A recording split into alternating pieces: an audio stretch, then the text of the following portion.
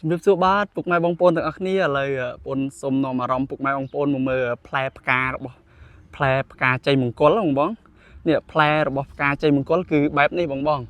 នេះមានតែមួយទេធម្មតាមានជាប់ពីរផ្លែមកជាមួយគ្នាបងប៉ុន្តែនេះបងប្អូនធ្វើបាក់អស់មួយហើយ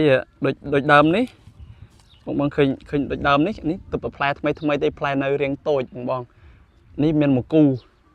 ហើយនេះបងបើសិនជាពេលមុននឹងបង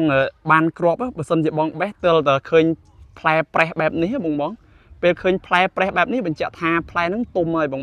រួចបងយកបេះមកបងច្បាច់មើលសាច់ផ្លែបងបើសិនជាបងច្បាច់ទៅរឹងនឹងបញ្ជាក់ថាបងអាចយកគ្រាប់នឹងបណ្ដុះបានបើសិនជាបងច្បាច់ទៅស្វិតបែបនេះមានន័យថាអត់មានគ្រាប់ទេបងដាំអត់រស់ទេណាបង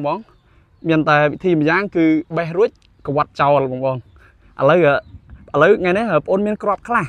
ប្អូនមានគ្រាប់ប្រហែល50គ្រាប់ជាងបងចាំមើលបងប្អូនបណ្ដុះចែកជូនបងទស្សនាទាំងអស់គ្នាបងវិធីបណ្ដុះងាយឥឡូវចាំមើលចាំបងប្អូនធ្វើជូនបងមើលទាំងអស់គ្នាវិធីបណ្ដុះយើងគ្រាន់តែត្រៀមដីដូចបងប្អូនតែងតែប្រាប់មកត្រៀមផើងមួយរួចហើយដីដូចបងប្អូនតែងតែប្រាប់បងអញ្ចឹងនេះវិធីដីលាយដែលបងប្អូនតែងបង្រៀនបងធ្វើដូចវីដេអូមុនហ្នឹងបងហើយបងដាក់មកសង្កត់វាឲ្យស្មើណាបងសង្កត់បែបនេះសង្កត់ឲ្យស្មើបន្ទាប់មកបងធ្វើឲ្យលឿនបន្តិចកុំអោយវីដេអូយូរកុំអោយបងខាតពេលទស្សនាវីដេអូរបស់បងយូរអញ្ចឹងនេះបងរៀបឲ្យស្មើបានប៉ុណ្ណេះនេះបានប៉ុណ្ណេះរួចហើយបងប្រើសកៃដូងប្រភេទសកៃដូងម៉ត់បងបើខាងដូចធ្វើខាងបងអូនវិធីនេះដុសល្អសកៃដូងម៉ត់បងអាចបរាយសកៃដូងម៉ត់ទ្រាប់មួយជាន់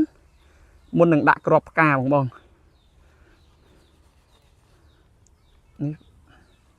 រួចហើយបងវេកឲ្យស្មើបងវេកសកៃដូងឲ្យរៀបស្មើរួចហើយនេះគឺជាគ្រាប់ផ្កាបងគ្រាប់ផ្កាដែលបងបេះទុកទៅបេះបានព្រឹកមិញហ្នឹងបងអូនមានចំនួន54គ្រាប់ទាំងអស់នេះចាំមើលបងចាំមើលយកកាមេរ៉ាចិត្តនេះរៀបបែបនេះមើល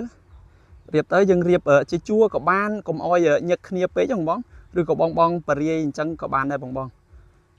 រិយាយឬក៏រៀបបើសិនជាបងចង់ឲ្យផ្កាដុះមើលទៅជាជួរស្អាតបងរៀបជាជួរទៅ